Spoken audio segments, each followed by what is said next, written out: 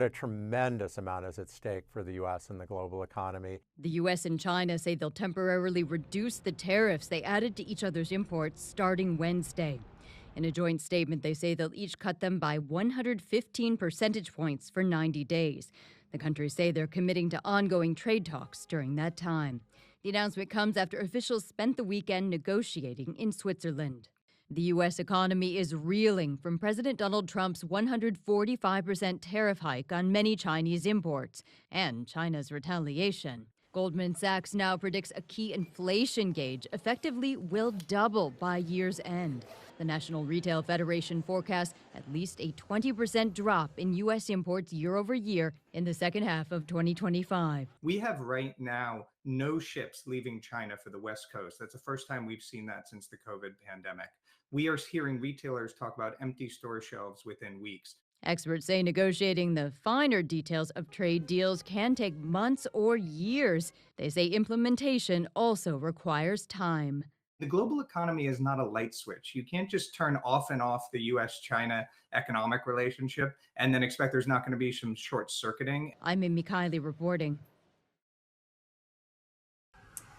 The Trump White House pleased with the outcome of these negotiations in Geneva over the weekend. The U.S. and China coming out of a marathon weekend of negotiations by agreeing to drastically reduce tariffs on one another's imports for at least 90 days. President Donald Trump, before taking off on the first major international trip of his second term, describing the relationship with China in glowing terms.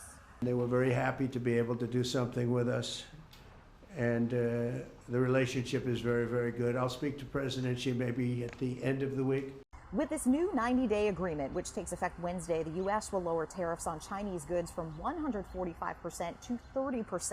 And China will cut its levies on U.S. imports from 125% to 10%, still high rates by historical standards.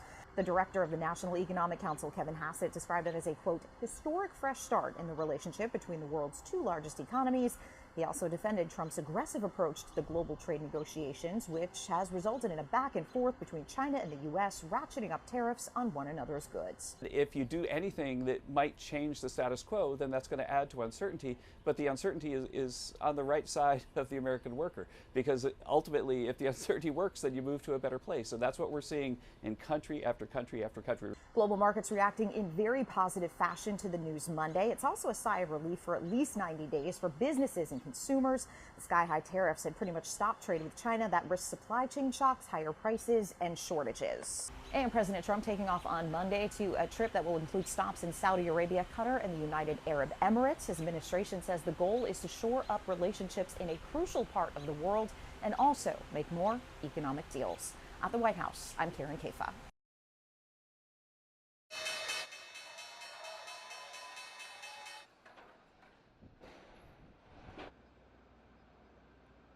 I think it's really a very historic fresh start in the relationship between the U.S. and China.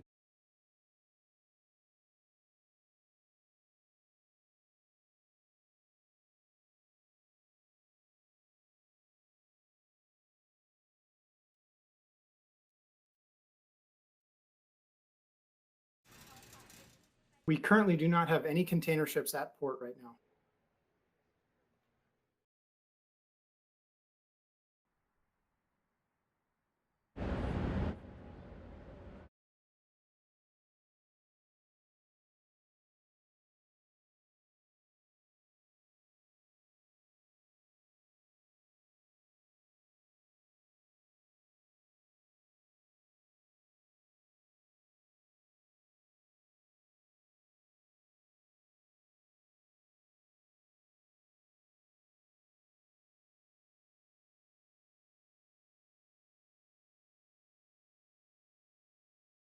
We may be seeing empty products on the shelves.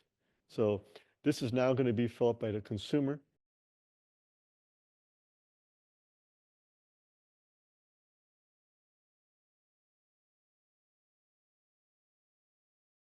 Nothing is actually going to come from this other than continued higher prices and uncertainty, instability.